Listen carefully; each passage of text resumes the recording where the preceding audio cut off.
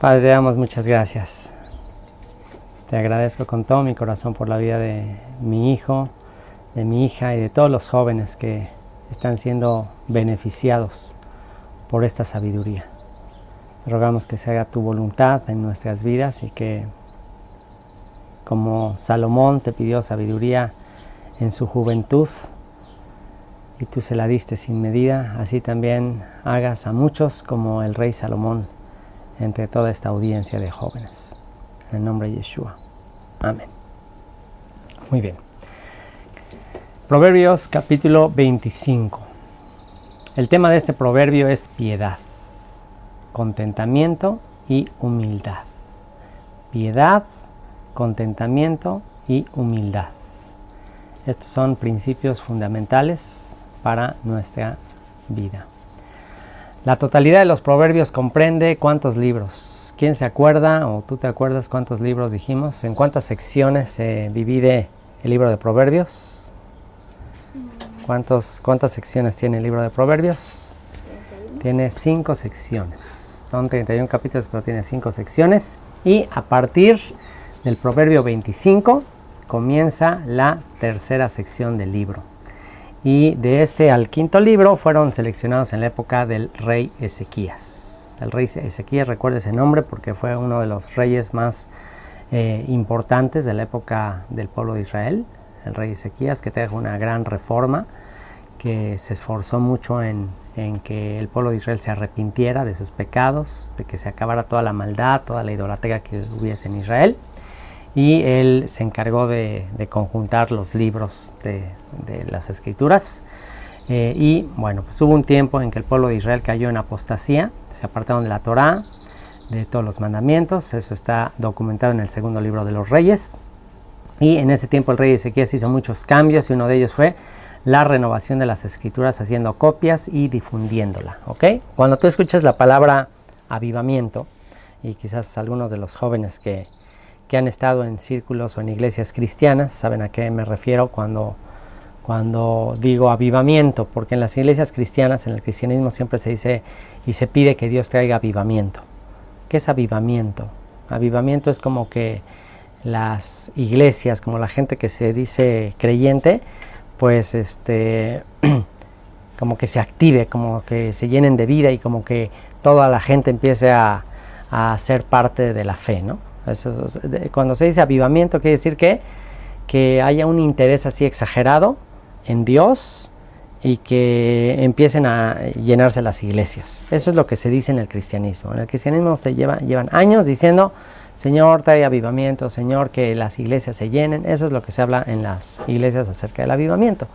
Pero si vemos lo que realmente es el avivamiento en la Biblia, aquí en la época de Ezequías hubo un avivamiento, que quiere decir un interés de la gente en las cosas de Dios. Pero ¿cómo se logró?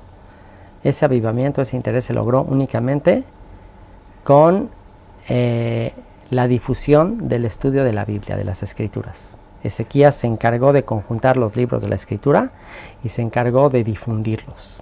De manera que es imposible, como en el cristianismo se está tratando de que venga avivamiento, no va a venir el avivamiento si no se promueve el estudio de las Escrituras. Y es una tristeza que en la mayoría de las iglesias no se promueve el estudio de la Biblia en sí. Se promueven temas, y un tema de aquí, un tema de allá, un versículo de aquí, un versículo de allá, pero estudio serio de la Biblia verso por verso casi no hay. Por eso el cristianismo pues se ha apartado tanto de las Sagradas Escrituras y ha inventado un montón de dogmas y de conceptos y de doctrinas que no tienen nada que ver con la fe hebrea del pueblo de Israel, de Yeshua, de sus apóstoles. ¿Por qué? Porque se han apartado de la Escritura. Es lo que el apóstol Pablo advirtió que le pasaría a los creyentes, que caerían en apostasía, que muchos que no eran judíos, mucha gente de origen gentil entraría y traería sus ideas, sus conceptos, sus doctrinas y caerían en apostasía. De manera que si queremos que vuelva a haber avivamiento, tenemos que volver a la fe original de las Escrituras. ¿Ok? Así que, bueno, esta sección que vamos a empezar a leer fue una sección compilada por este rey Ezequías.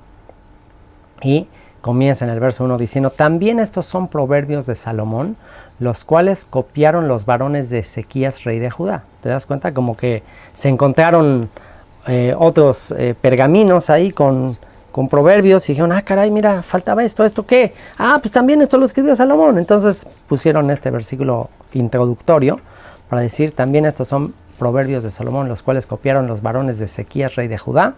Y a partir del versículo 2 comienza diciendo: gloria de Dios es encubrir un asunto, pero honra del rey es escudriñarlo. Gloria de Dios es encubrir un asunto, pero honra del rey es escudriñarlo. ¿Qué quiere decir esto? Gloria de Dios es como esconder, encubrir un asunto, como si dijera, como que a Dios le trae fama, le trae gloria, le trae alabanza, le trae adoración, que esconda las cosas. ¿Tiene lógica eso? ¿Tiene lógica que a Dios le guste como jugar al misterio y que le guste esconderte las cosas para que tú las escudriñes? Bueno, para que entiendas un poquito esto y los jóvenes entiendan también, es ¿qué tal el juego cuando los papás, por ejemplo en la época de la Pascua, en la época de Pesaj, escondíamos un poquito ahí de hametz, de la levadura, hacíamos juego así de esconder ciertas cosas, y el que encontrara más, ese se llevaba un premio. Es un poco así, como que a Dios le gusta esconder ciertas cosas de su revelación de lo que Él es, para que las empecemos a buscar y las encontremos. ¿Qué te produce cuando te pones, cuando hacías ese juego y encontrabas más? ¿Qué te producía el encontrar? ¿Qué sensación te producía? Pues era divertido, no era un juego agradable. ¿Por qué será que Dios no pone las verdades de la Biblia o los principios de la Biblia de manera más sencilla? ¿Por qué no es más fácil entender la Biblia? ¿Por qué tantos libros, letritas pequeñas? Y hay que estudiar y estudiar y estudiar. ¿Para qué tanto énfasis en estar estudie la Biblia? ¿Para qué? ¿Para qué tanto estudio? ¿Por qué no Dios, si realmente quería que supiéramos de qué se trata la cosa, en vez de hacer un libro con tantas páginas, pues en 3 páginas, en resumen, en 3 páginas que me diga todo, ya dime todo de qué se trata? ¿Y tú crees que Dios pudo haber hecho en resumen todo eso en una página? ¿Crees que lo pudo haber hecho? Sí, lo pudo haber hecho, claro que lo pudo haber hecho. La pregunta es ¿por qué lo puso así tan, como si fuera una especie de, como un rally, o como si fuera así una búsqueda de un juego y con un misterio, irle escarbando y escarbando y escarbando? ¿Por qué? Porque ¿qué es lo que le da el valor al oro, a los metales preciosos, al diamante? ¿Por qué es tan valioso eso? ¿Por qué es tan cotizado? ¿Por qué? Hay poquito. Porque hay poco y porque cuesta mucho trabajo. O sea, en las minas, para encontrar el oro, para el diamante y todo eso, hay que hacer un montón de trabajo, pero una vez que lo encuentras, lo aprecias muchísimo. Así que hay 2 razones por las cuales Dios encubre su plan, y solamente el que es diligente y el que se esfuerza y el que le echa muchas ganas y el que le escarba va a encontrar, por 2 razones. Cuando tú descubres algo que te costó trabajo, número 1, lo aprecias más, se te hace más valioso, y número 2, lo olvidas menos. Lo aprecias más y lo olvidas menos. Aquello que te costó mucho trabajo descubrir y aprender, se te va a quedar grabado en la mente. Aquello que es muy fácil, muy cotidiano, que cosas que todo el tiempo es cotidiano y lo haces, pues ya como que no le das importancia, y puede ser que un conocimiento que adquieras muy fácil lo pierdes muy fácil. Un bien que adquieres fácil lo puedes perder muy fácil. De manera que Dios decidió encubrirlo todo, ponerlo así como a manera de misterio, como un mapa que tienes que ir viendo las pistas, para que cuando descubras todo el panorama, wow, te maravilles, le des gloria a Dios, digas: wow, Señor, es increíble tu sabiduría, tu inteligencia. Escondió todo ese mensaje del Mesías y todo el plan que Él tiene en todos los libros de la Escritura. Si tú analizas todos los libros de la Biblia, desde Génesis hasta Apocalipsis, vas a encontrar todo es como un gran rompecabezas. Es la misma sensación que se experimenta cuando terminas de armar un rompecabezas de 10,000 piezas, que cuesta mucho trabajo. O sea, entre más piezas tiene el rompecabezas, más trabajo cuesta. O sea, cuando tú armas un rompecabezas como los de niños chiquitos de 5 piezas, bien aburrido y lo armas rapidísimo. Pero si es uno de 10,000 piezas, wow, se requiere mucha diligencia, mucha paciencia, ir poniendo las piezas. Pero finalmente cuando completas ese rompecabezas hasta te dan ganas de enmarcarlo y ponerlo en tu casa. ¿Por qué? Porque dices, wow, mira cuánto trabajo, cuánto tiempo le dediqué a hacer este rompecabezas y por fin lo terminé. Wow, qué maravilla. Entonces sientes mucha satisfacción y nunca vas a olvidar todo ese tiempo que pasaste armándolo.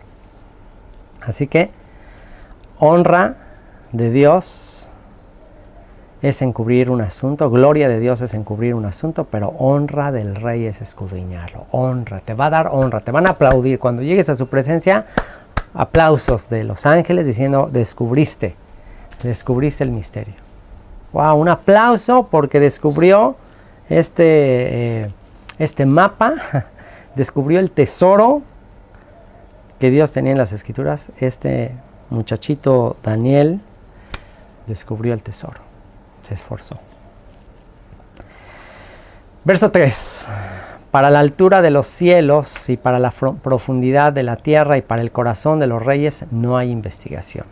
Para la altura de los cielos y para la profundidad de la tierra y para el corazón de los reyes no hay investigación. Por muy avanzada que esté la ciencia, nunca alcanzaría para medir el tamaño y los misterios de toda la creación de Dios. De igual manera, en el caso de las personas que están en autoridad, es prácticamente imposible llegar a comprender el porqué de cada decisión que toman. Es muy fácil en las redes sociales y es muy fácil actualmente estar criticando las decisiones que toman los gobernantes, los presidentes. Es muy fácil estar diciendo, mira lo que hace Obama o lo que hace el presidente de Rusia o mira lo que es, estarlos criticando es muy fácil. Pero tenemos que ser humildes a la hora de cuestionar a las autoridades, porque para empezar está escrito que todas las autoridades son puestas por Dios. Está escrito también que así como Dios, así como en las ciudades las corrientes de las aguas eran canalizadas para llegar a las ciudades, que también Dios, Él hace o canaliza los pensamientos de los reyes hacia lo que Él quiere. Es decir, cada gobernante cumple propósitos que Dios ya tiene establecidos. Y es muy arrogante nada más criticar a la gente que está en autoridad así nada más porque sí. Tenemos que darnos cuenta que ellos toman decisiones basadas en circunstancias y en situaciones que nosotros no conocemos. Entonces es muy fácil, de lejos se ven muy bien los toros, ¿no? De lejos uno siempre, mira, está bien fácil torear a ese toro. Sí, pues bueno, a ver, ponte ahí para que veas que no es tan fácil. Eso es exactamente lo que pasa con muchos que están promoviéndose para ser presidentes o algo así, que en la campaña, cuando están buscando votos, le están diciendo a toda la gente, van a ver que yo voy a cambiar, miren nada más este gobierno actual, todo el robo y toda la corrupción, todo lo que ha hecho, miren todos los... Y nada más están señalando todos los errores y diciendo que cuando ellos estén ahí, van a cambiar. ¿Y qué pasa? Cuando llegan al gobierno, otra vez lo mismo. ¿Por qué? Porque se dan cuenta que no está tan fácil. Que no nada más depende de una persona cambiar a millones de personas, cambiar el sistema, no es tan fácil. Entonces es un poco lo que expresa este proverbio. Para la altura de los cielos, para la profundidad de la tierra y para el corazón de los reyes no hay investigación. O sea, tendrías que estar en ese lugar para entender por qué toman las decisiones. Verso 4. Quita las escorias de la plata y saldrá alhaja al fundidor. Aparta al impío de la presencia del rey y su trono se afirmará en justicia. Uno de los factores que más dañan el desempeño de un gobernante es tener un equipo de colaboradores que sean injustos y irresponsables. De ahí la dificultad que se presenta para gobernar justamente. La persona que está al frente, por más buenas intenciones que lleve, al llegar al poder no valen de nada si las personas que conforman la estructura de ese gobierno tienen un enfoque egoísta o una visión muy pobre. Y será grande el daño que puede llegar a ocasionar la irresponsabilidad de sus actos. O sea que así como a la plata la tienes que meter al fuego y quitarle lo que le contamina, todo lo que está ensuciándole, entonces de la misma manera, para que un gobernante ejerza bien su función, tienes que quitarle a todos sus colaboradores que no hacen bien su trabajo. Es como en un equipo, ¿no? En un equipo no nada más es el trabajo de una sola persona. Ayer perdió México porque, bueno, pues es un equipo y un error de una persona puede arruinar el trabajo de todos. Entonces, pues por eso es muy importante cuando tú te rodees de un equipo, cuando llegues a querer hacer algo, es imposible hacer las cosas a solas, siempre se necesita de un equipo de trabajo. Es muy importante que cuides muy bien las personas con las que vas a hacer equipo. Es muy importante, porque una sola persona que esté afectando el trabajo del equipo puede arruinar todo lo que te propongas. A eso se refiere. ¿Ok? Verso 6. No te alabes delante del rey, ni estés en el lugar de los grandes, porque mejor es que se te diga, sube acá, y no que seas humillado delante del príncipe a quien han mirado tus ojos. Yeshua también hizo una referencia a este versículo. En Lucas capítulo 14, del versículo 7 en adelante te leo, dice: observando cómo escogían los primeros asientos a la mesa, o sea, Yeshua lo invitan a una comida y ve que llegaban algunos y luego lo querían los mejores asientos en la mesa, ¿no? Y observaba Yeshua lo que hacían y refirió a los invitados una parábola diciéndoles: cuando fueres invitado por a alguna boda, algún evento, no te sientes en el primer lugar, no sea que otro más distinguido que tú esté convidado o invitado por él, y viniendo el que te convidó a ti y a él te diga, da lugar a este, y entonces comienzas con vergüenza a ocupar el último lugar. Mas cuando fueres convidado o invitado, ve y siéntate en el último lugar, para que cuando venga el que te convidó te diga, amigo, sube más arriba, entonces tendrás gloria delante de los que se sientan contigo a la mesa, porque cualquiera que se enaltece será humillado, y el que se humilla será enaltecido. Siempre es necesario estar alertas a cualquier actitud de soberbia. Por eso cuando llegues a un lugar y veas ahí la comilona, una cazuela, si no seas luego el que te agarra y quiere la mejor pedazo, no, porque capaz que agarras así tremenda pieza de pollo, lo que sea, y te dicen, oye, no, a ver, cálmate, por favor, esa no es para ti, a ver. Entonces, si te lo dicen ahí enfrente de todos, y es una humillación tremenda, ¿no? A mí me llegó a pasar también cuando trabajaba para línea aérea. Por eso, cuando yo trabajaba para la línea aérea, aunque los boletos eran gratis, muchas veces tenía yo boletos gratis para viajar y todo, también le llamábamos a esos boletos que eran boletos sujetos a humillación. ¿Por qué? Porque a veces te tocaba primera clase y tú ya estabas muy feliz, y ya luego ya ni me gustaba que me dieran primera clase tanto, porque era posible que fueses más humillado, ¿no? Porque en primera clase, pues ya, conoces como somos los asientos de primera clase, llegas, te sientas y te sirven un juguito de naranja o te traen una copita de vino o de champán, y entonces estás ahí y bueno, pues toda la gente que pasa va entrando al avión, y los que están en primera clase son los primeros en entrar. Entonces toda la gente que va pasando te va mirando. Entonces van diciendo, ay, ¿quién será este? ¿Es un artista? ¿O quién será? O sea, todo el mundo está como pensando, este cuate tiene mucha lana, ¿no? O algo así. Entonces tú estás acá con tu juguito, acá como sintiéndote lo máximo. Y una vez me pasó muchas veces, pero una de las más humillantes y vergonzosas es una vez que viajé con tus abuelitos. Iba tu mamá, tus abuelitos, mis papás, y también ellos estaban en primera clase. Entonces todos estábamos en primera clase, yo acá ya sintiéndome acá, y mi mamá así como diciéndole ahí a la sobrecargo, sí, es mi hijo, y acá con su copita y todo, es que mi hijo, y mi mamá quizás sintiendo, mi hijo acá es muy importante en la empresa y nos toca lo mejor, y ya estábamos ahí todos sentados, y de repente en el micrófono, familia Sánchez, favor de pasar al frente.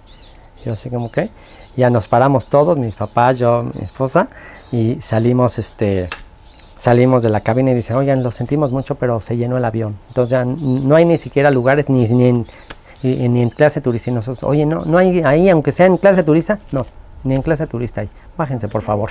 Y yo vas con nuestras madres, y nuestra copa ahí nuestra copa de jugo. Y mi pobre mamá ahí sí, ¿qué pasó, hijo? ¿Qué pasó? Y yo, no, mami, no, pues tu pescado ahí, tu caviar, tú. Entonces, moraleja, mejor humíllate desde el principio. En vez de recibir un ridículo, mejor desde el principio humíllate. Y ya cuando estás en lo más bajo de la humillación, ya no hay manera de bajar más. Entonces ya, cualquier cosa que te den es buena. Entonces busca siempre el último lugar, no trates de ser visto, de ser apreciado. Y entonces todo lo que te pase va a ser bueno. Verso 8. No entres apresuradamente en pleito, no sea que no sepas qué hacer al fin, después que tu prójimo te haya avergonzado. Esto es lo que te dice y recuérdalo. Es bueno aprender a veces, o sea, tiene sus ventajas, aprender defensa personal, algún arte marcial, así como para defenderte en caso de alguna cuestión en la que tu vida corra peligro. Pero los mismos maestros de defensa personal aconsejan de que no te la compliques. Trata de no meterte en un pleito, trata de no ser conflictivo.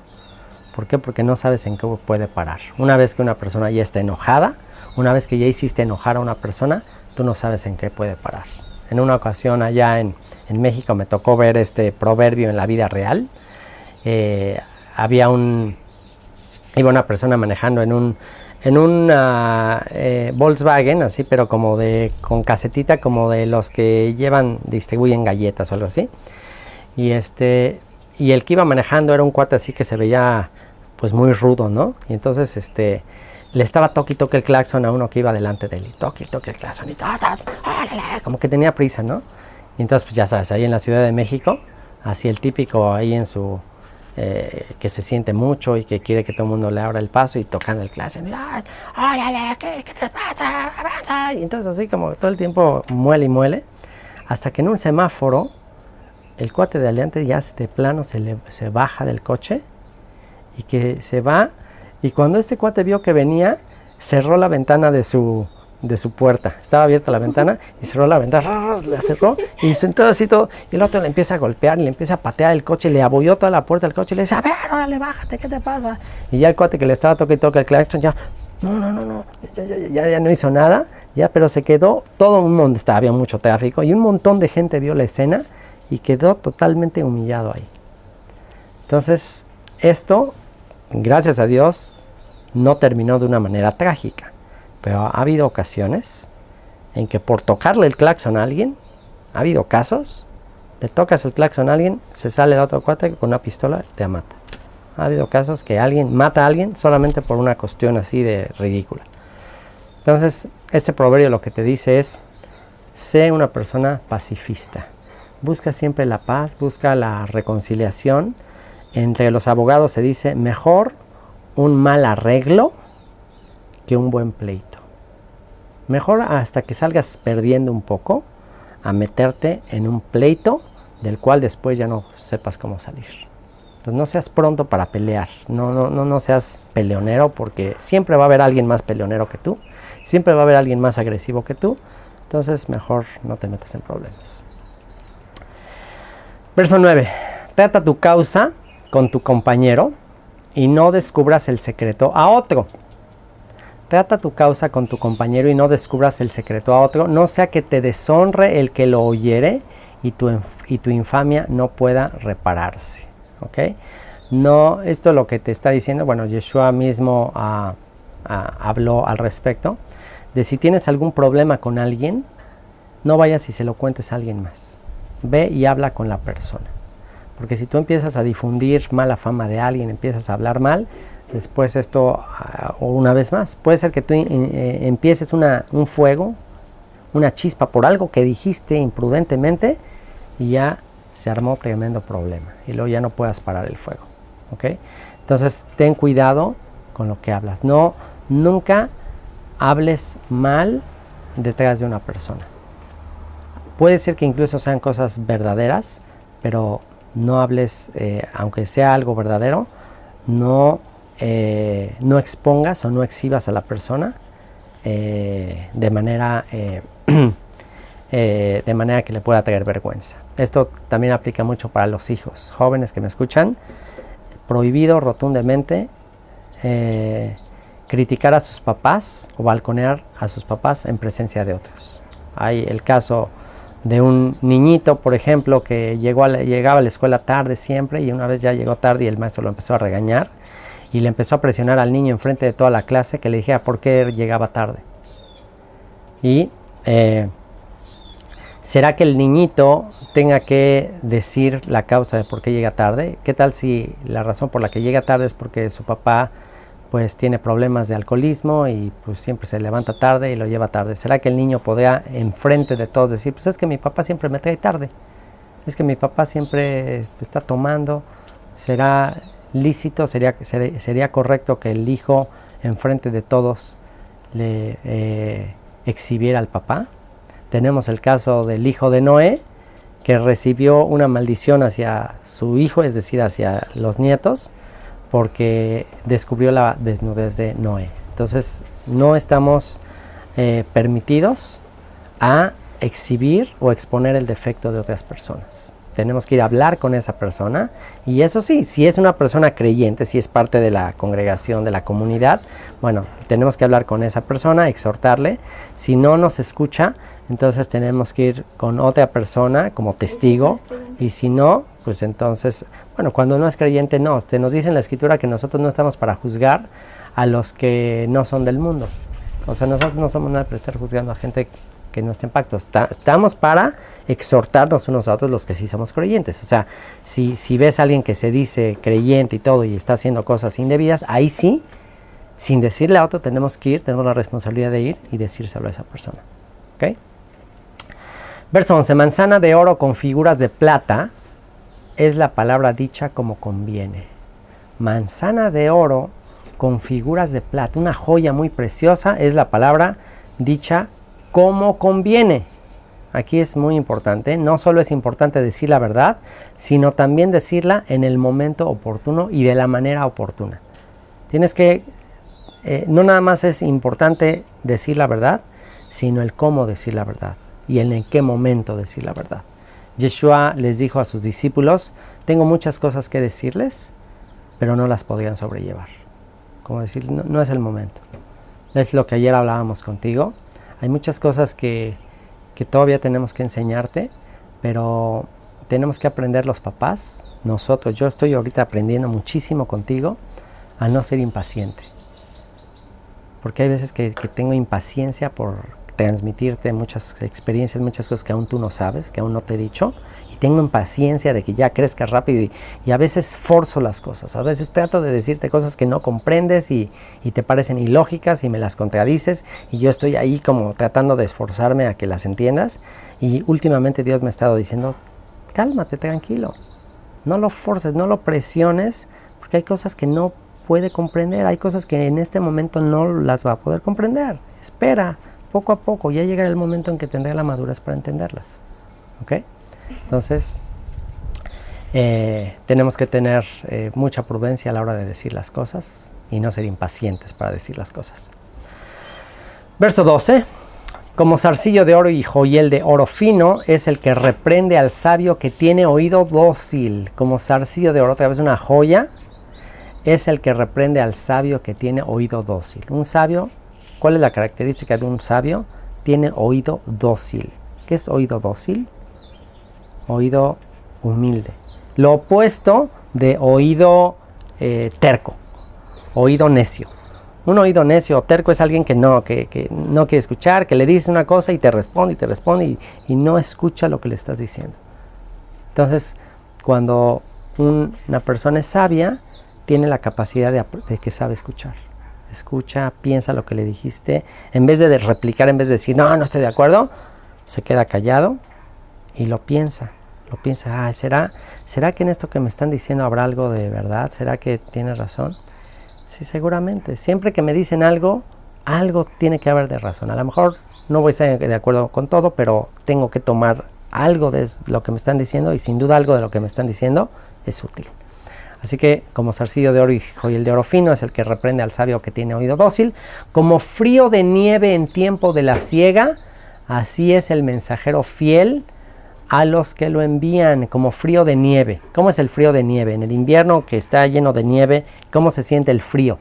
El frío de la nieve, ¿cómo se siente? Pues como el aire acondicionado, helado.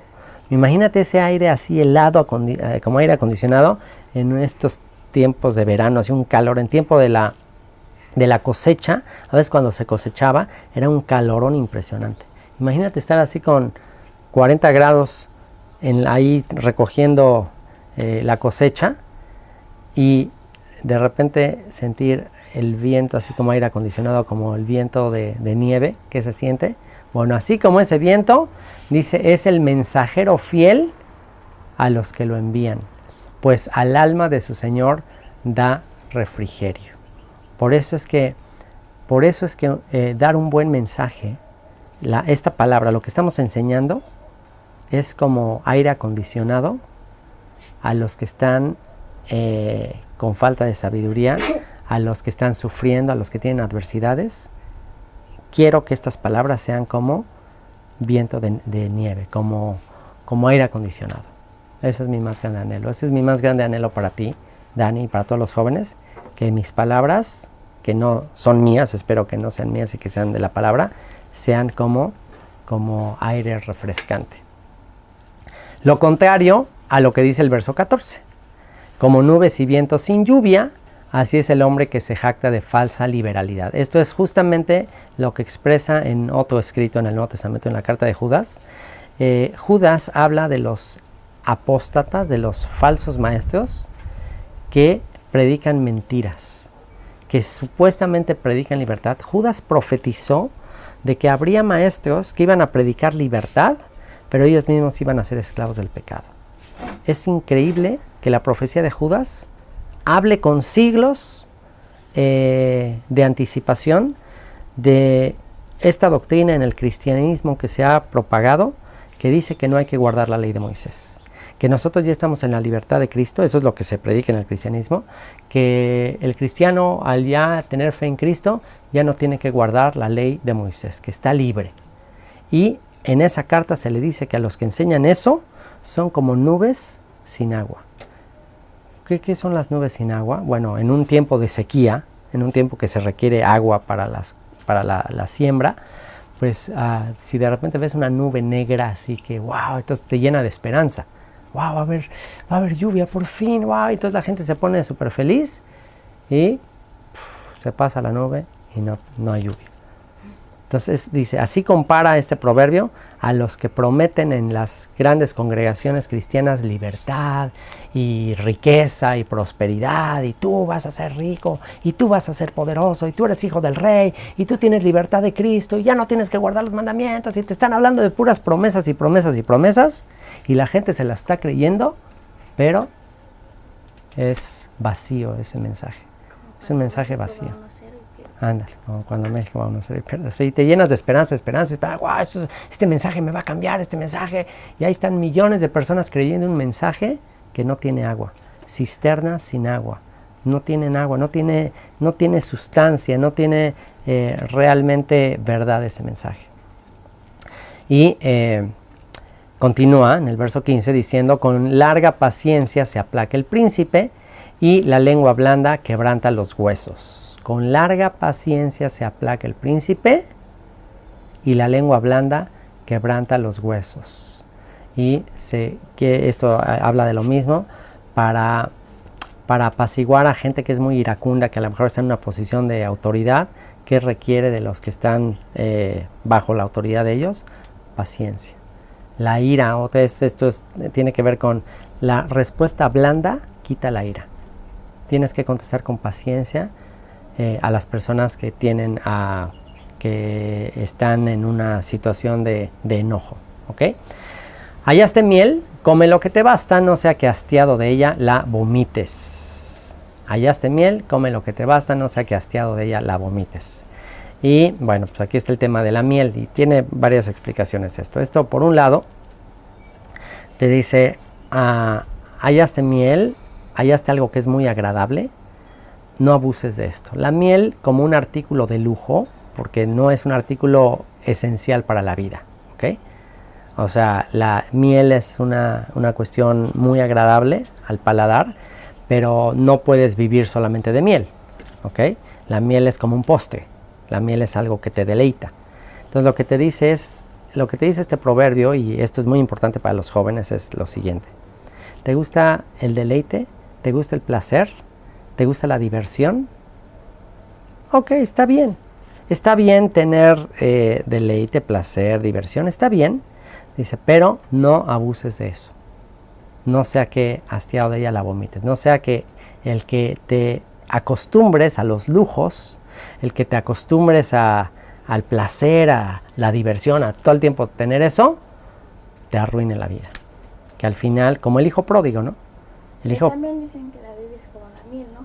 Perdón, es un buen punto, pero aquí no se está refiriendo en ese sentido. O sea, aquí el proverbio no tiene que ver con la Torá. A la Torá se le compara con la miel en el sentido de deleite, de que ese es el verdadero deleite. O sea, el verdadero deleite eterno, y ese sí no te hace daño, es la palabra. Ese sí es un deleite.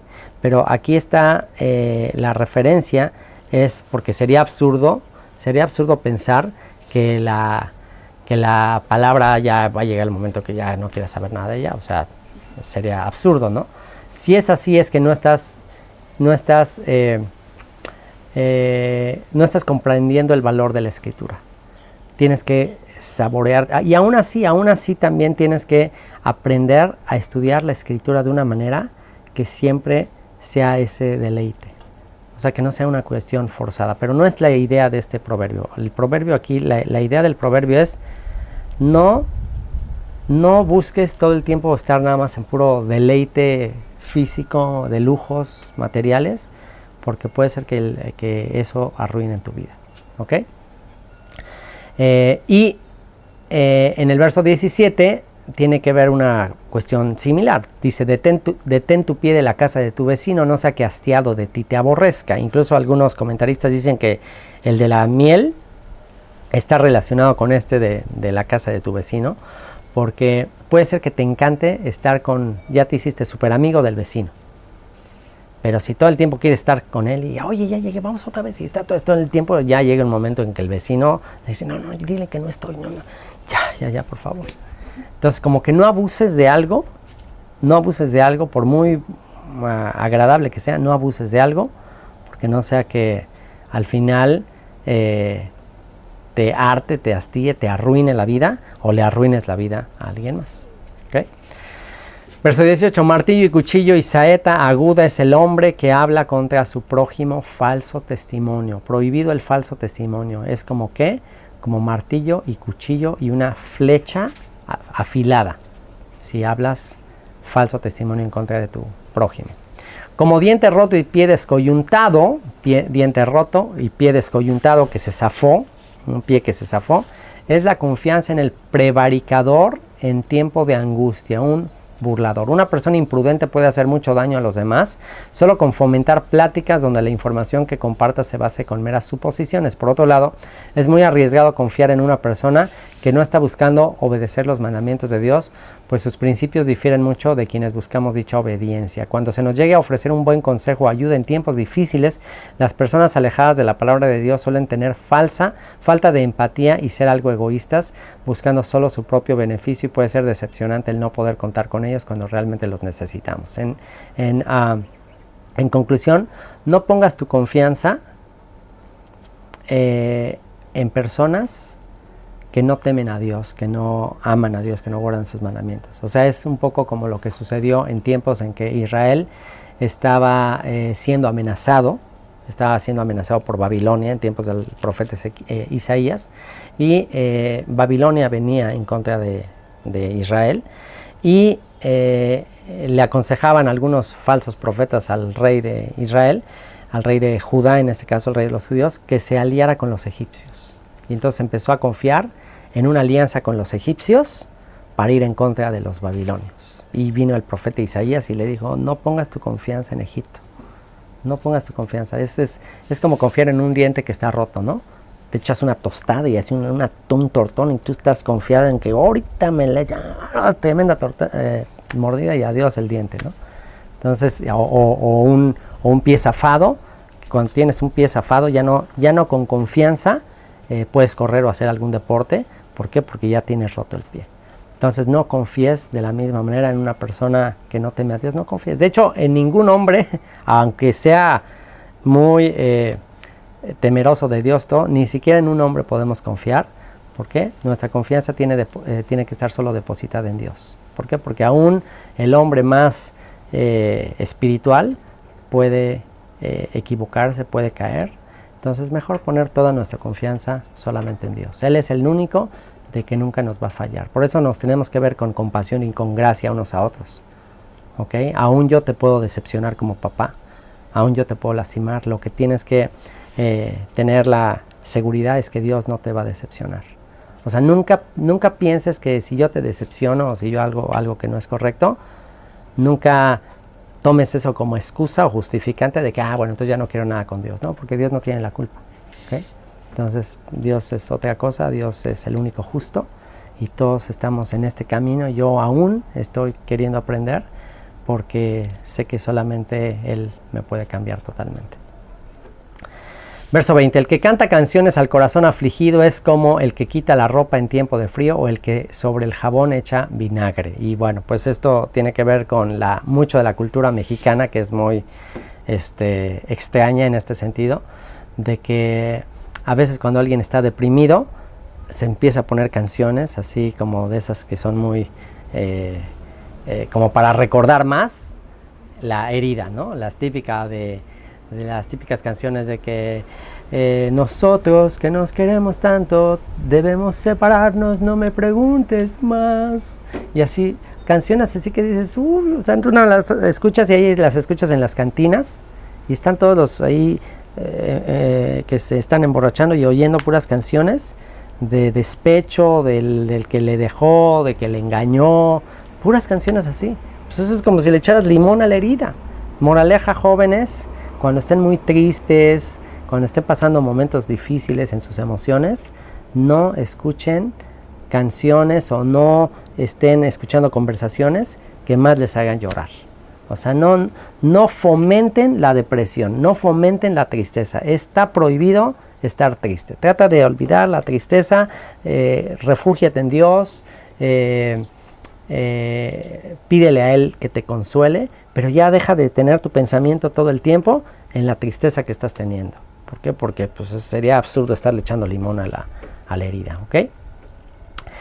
Verso 21. Si el que te aborrece tuviera hambre, dale de comer pan, y si tuviera sed, dale de comer agua, porque ascuas amontonará sobre su cabeza y el Señor te lo pagará. En otras palabras, no pagues mal por mal. Si tu enemigo tiene hambre, hazle bien a tu enemigo. En resumidas cuentas, ama a tu enemigo, hazle bien a tu enemigo. ¿Por qué dice eso de ascuas de fuego? Bueno, cuando haces una asadera de carne y los carbones, los carbones encendidos, en aquella época casi todo se transportaba en la cabeza. Tú veías en la antigüedad, de hecho todavía en las películas ves que las señoras llevaban el pan aquí en la cabeza y andaban caminando así por las calles con canastas y aquí llevaban las cosas. En vez de llevarlas en las manos, las llevaban en la cabeza. Eran costumbres del Medio Oriente. Entonces, en aquella época, las ascuas de fuego, los carbones eran esenciales. ¿Para qué? Para cocinar, para la noche que hacía mucho frío, para que en las casas hubiera calefacción. Entonces, había veces que a alguien se le apagaba su carbón y en plena noche, imagínate, y aguantar el frío de aquí a que enciendes fuego. Entonces, era una buena costumbre, era un acto de compasión, que el vecino le daba un poquito de sus ascuas, de su carbón, al que ya se le había apagado. Entonces lo que te está diciendo es eso. Ten actos de amabilidad para tu enemigo, porque haciendo esto vas a acabar con el problema, vas a acabar con el conflicto. No escatimes la cantidad de amigos que puedes tener. Trata de tener la mayor cantidad de amigos, joven y Dani, traten de tener la mayor cantidad de amigos y eviten tener un solo enemigo. Si tienes un solo enemigo, trata de hacer las paces con él para que se cambie de ser enemigo y se convierta en un amigo. ¿Ok? El viento del norte ahuyenta la lluvia y el rostro airado la lengua detractora. El viento del norte ahuyenta la lluvia y el rostro airado la lengua detractora. En la versión Dios habla hoy está un poco más claro. Dice, por el viento del norte viene la lluvia y por las malas lenguas las malas caras. Por las malas lenguas las malas caras. Entonces deja de estar murmurando, hablando mal de los demás, porque lo único que vas a generar es enojo, es rostros molestos.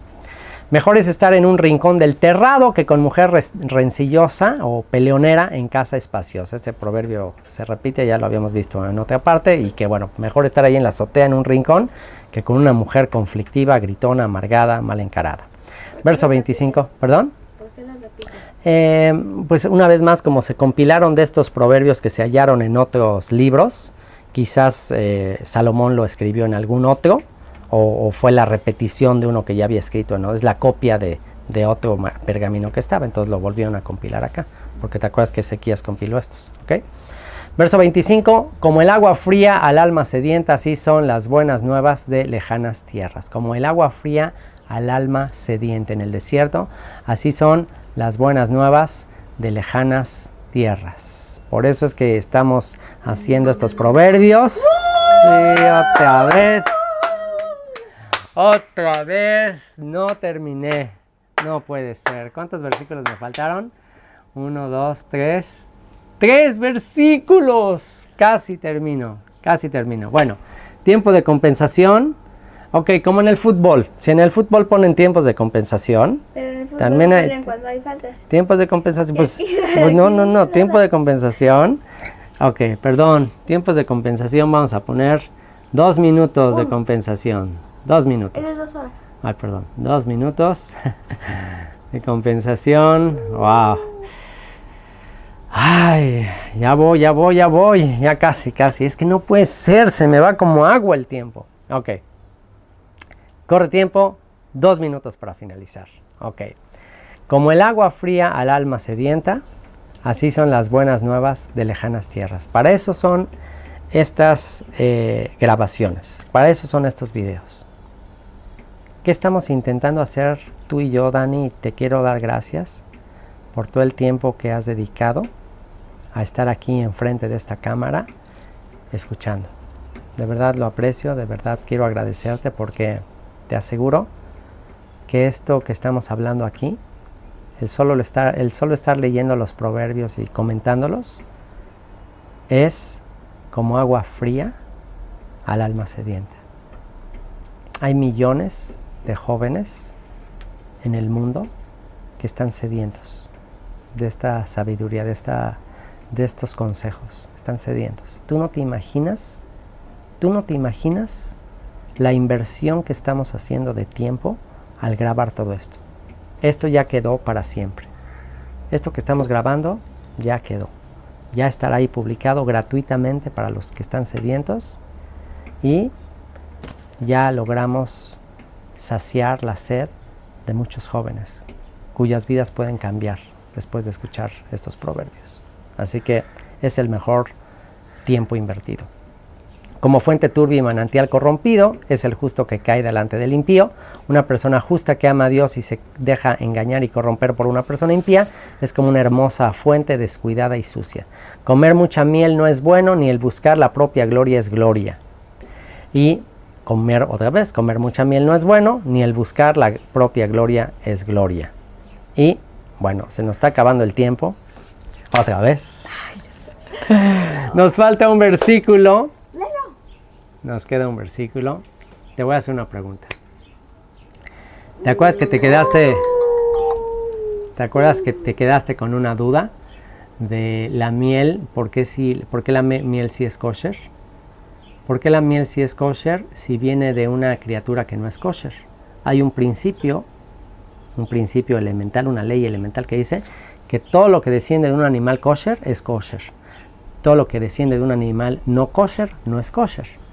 Hablando de kosher quiere decir que nos podemos comer o que no nos podemos comer. Kosher significa apto apropiado para comerse. La pregunta es ¿por qué? ¿Por qué la miel sí la podemos comer si la abeja es un insecto que no podemos comer? ¿Por qué? ¿Quieres que te responda esa pregunta? Bueno, entonces necesito 2 minutos más. ¿Me das 2 minutos más? Bueno, 2 minutos más y con eso vamos a terminar. Ok. Porque investigué que la abeja solamente transporta el néctar de las flores. En realidad la miel es néctar de las flores. ¿Ok? Toma de las flores el néctar y como que lo transporta dentro de sí y lo lleva ahí al panal y ahí simplemente lo deposita. Entonces en realidad no es que lo esté digiriendo como la leche que sí es un proceso de digestión, sino que solamente lleva a cabo un acto de... En un panal no se hace miel. No, porque hay una enzima que le aplica la abeja. Hay un proceso pero no es un proceso de digestión, es un proceso que lleva a cabo en el cual el néctar que sale de la flor se convierte en miel una vez que la pone del panal. Entonces puedes ampliar un poco más el tema, pero la idea en sí es que no es algo que se digiera, no es que sea parte de ella o que esté digiriéndolo, es otro proceso químico diferente el que se lleva a cabo. ¿Okay? Entonces básicamente eso. Pero bueno, para el tema de este proverbio, comer mucha miel no es bueno, ni buscar la propia gloria es gloria. Una vez más, el tema de la miel como lujo, de muchos lujos, muchos excesos, mucho placer, mucho deleite, no es bueno, ni buscar la propia gloria es gloria, ni estar tratando de recibir para ti, eso no es gloria, eso no es algo que te va a traer respeto. Y por último, como ciudad derribada y sin muro es el hombre cuyo espíritu no tiene rienda. Así como una ciudad requiere a fuerza tener un muro para protección, tú necesitas, joven, tener límites. Los límites son protecciones, los mandamientos son protecciones. Si no tienes límites, si no tienes protecciones, mandamientos, estás indefenso ante el enemigo. Vamos a orar. Señor, te doy gracias por este proverbio, por tu sabiduría. Te amamos, te bendecimos en el nombre de Yeshua. Amén.